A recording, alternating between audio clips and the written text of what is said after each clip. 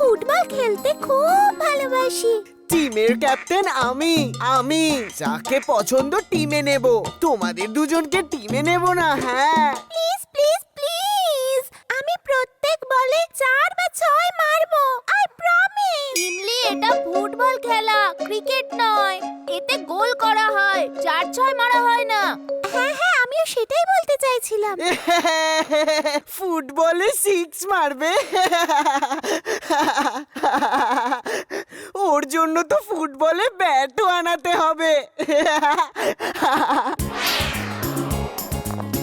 আরো তাড়াতাড়ি চলো, চুলবুল, আমার খিদে পেয়েছে, আর চাটের দোকান অনেক দূরে। আরে আমি গাধা, কোনো এরোপ্লেন নয় যে তোমাকে উড়িয়ে ওখানে নিয়ে যাব। আগরাম বাগরাম আলম ফালাম ইকরাম তিকরাম দমদমাদম। নাও প্লেন হয়ে গেলে তুমি দড়ি বেড়ে, এখন তাড়াতাড়ি চাটের দোকানে পৌঁছে দাও।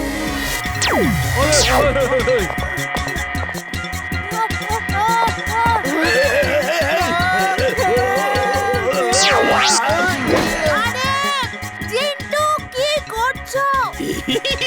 আমি উঠছি, আমি প্লেন হয়ে গেছি। বাবা, দেখলে ওরা কি করছে? দেখছি তো বটেই, কিন্তু বিশ্বাসই তো হচ্ছে না। জিন্টু, আবার ল্যান্ড করো এই প্লেনটাকে, তাড়াতাড়ি। কেউ দেখে ফেললে কি বলবে? এই নাও দড়ি মেরে।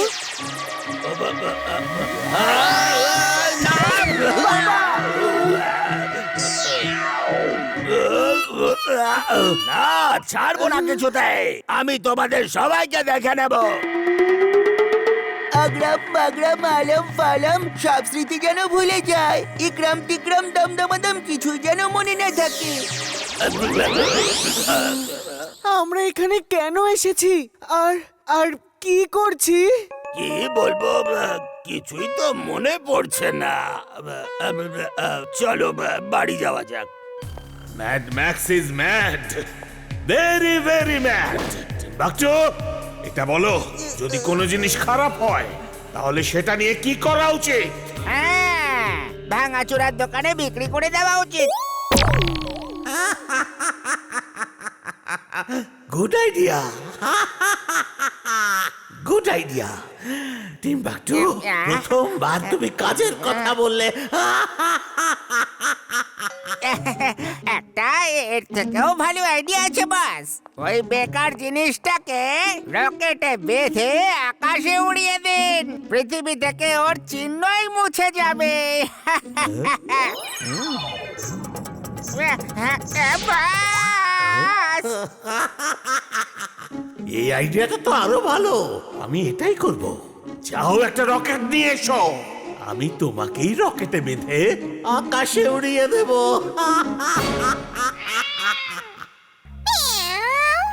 You are genius, boss. Super duper genius. She is right, boss. She is right. কিন্তু বস, আমাকে কেন বস? আমি আপনাকে হিপনোটাইজ করার একটা লোক নিয়ে এসেছি। ও বীরকে হিপনোটাইজ করে এখানে নিয়ে আসবে বস। এবার দেখবে আমার কামাল।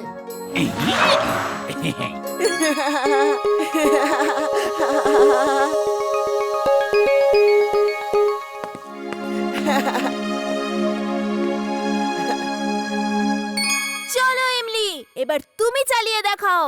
আমি ঘোরাবো, আমি ঘোরাবো, আমাকে লাট্টু ঘোরাতে দাও না। ও, তুমি কি চালাবে? তুমি শুধু গাজর খাও, লাট্টু আমি চালাবো। হ্যাঁ হ্যাঁ, তুমি তো নিজেই একটা বড় লাট্টুর মতো, তুমি এই লাট্টু চালাতে পারবে না।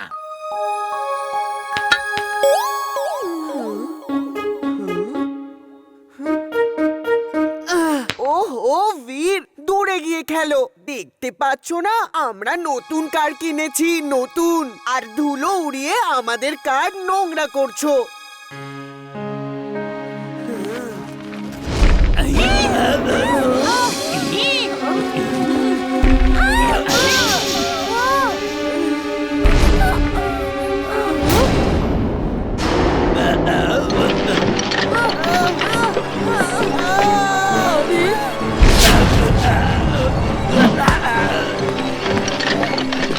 আমার গাড়ি।